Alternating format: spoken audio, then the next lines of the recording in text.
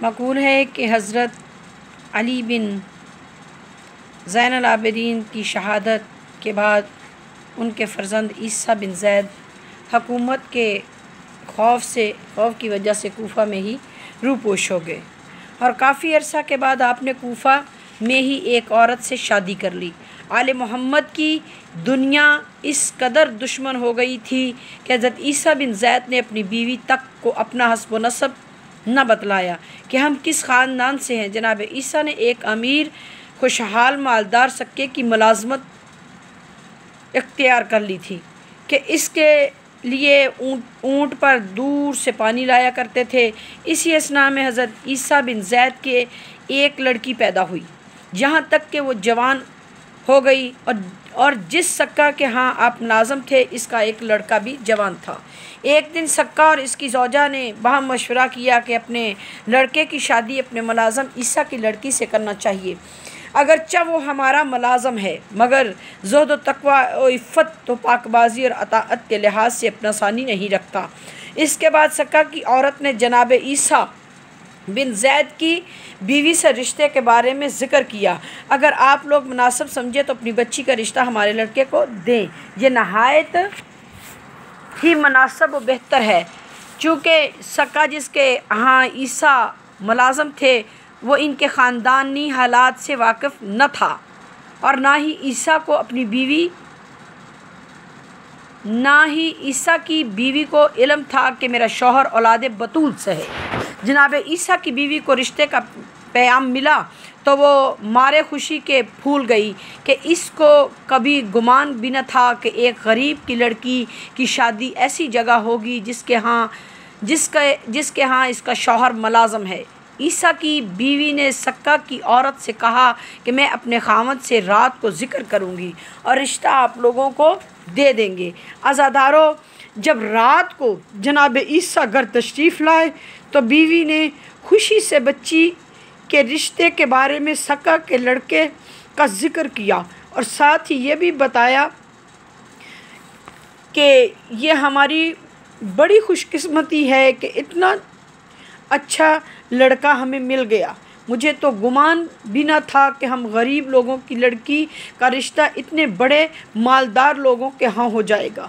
بس اپنی بیوی سے رشتے کا واقعہ سن کر عیسیٰ گھبرا گئے اور ضبط نہ کر سکے، ایک مرتبہ چیخ نکل گئی اور 3 مرتبہ فرمایا، ہائے غیرت، ہائے غیرت، ہائے غیرت! افسوس ایسا زمانہ اولاد رسول پر آ گیا کہ ان کی بچی ایک سکے کے ساتھ منسوب ہونے لگی۔ رو رو کر درگاہ خدا میں عرض کی، پالنے والے، ہم نے ہر طرح کی مصیبت برداشت کی مگر ہمارے بس کا روگ نہیں کہ بتول کی اولاد کی غیر مردوں سے شادی کی جائے۔ عزادارو، حضرت عیسیٰ کی دعا کے الفاظ تھے کہ پالنے والے میری اس بچی کو اٹھا لے ورنہ اولاد رسول پر ایک آفت ٹوٹ پڑے گی۔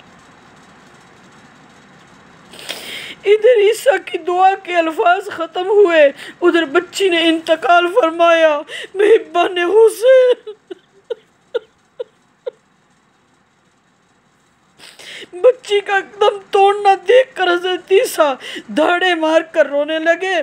جناب عیسیٰ کے بعض احباب جو ان کے واقف و ہمراز تھے کہا کہ اگر ہم سے کوئی پوچھتا کہ روئے زمین پر کون شجاع تر ہے تو ہم تمہاری ہی نام بتاتے، اور تم ایک لڑکی کے مرنے پر اس قدر گریہ وزاری کرتے ہو۔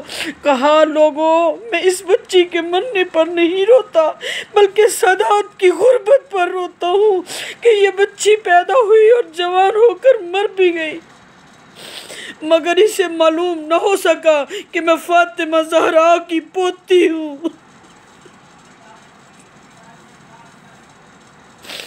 ہائے اولاد رسول، اللہ کے ساتھ مسلمانوں نے کیا برا سلوک کیا! اولاد رسول اللہ کے ساتھ مسلمانوں نے کیا برا سلوک کیا! فاطمہ بنت حسین فرماتی ہیں، بعد شہادت اپنے پدر بزرگوار کے خیمہ پر کھڑی دیکھ رہی تھی کہ اب یہ ظالم ہمارے ساتھ کیا سلوک کرتے ہیں۔ اتنے میں ایک شخص کو دیکھا کہ گھوڑے پر سوار نیزہ ہاتھ میں لیے ہوئے ہماری طرف بڑھا اور نیزے کی نوک سے مخدرات کو زخمی کرنے لگا۔ اس حالات کو دیکھ کر بچوں اور عورتوں میں کوہرام مچ گیا کہ ایک پیچھے دوسری چھپتی پھرتی اور پناہ ڈھونڈتی رہتی۔ آخر اس ملعون نے بیبیوں کے سروں سے چادریں چھین لی اور ہاتھوں سے کنگن اتار لیے۔ فاطمہ بنت الحسین فرماتی ہیں میں خوف سے کانپنے لگی اور اپنی پھوپھی ام کلثوم کو ادھر ادھر دیکھنے لگی۔ اتنے میں وہ شکی میری طرف چلا، میں خوف سے بھاگی اور پکارا وجدا وعلی ابا، مگر اس شکی نے پہنچ کر ایسا نیزہ میری پشت پر مارا کہ میں منہ کے بل گر پڑی۔ اس نے میرے کانوں سے گوشوارے کھینچ لیے اور میرے سر سے چادر بھی اتاری۔ پھر وہ ملعون دوسرے خیمے کی طرف چلا گیا۔ میرے رخساروں پر خون جاری تھا اور میں بے ہوش ہو گئی۔ اللہم صلی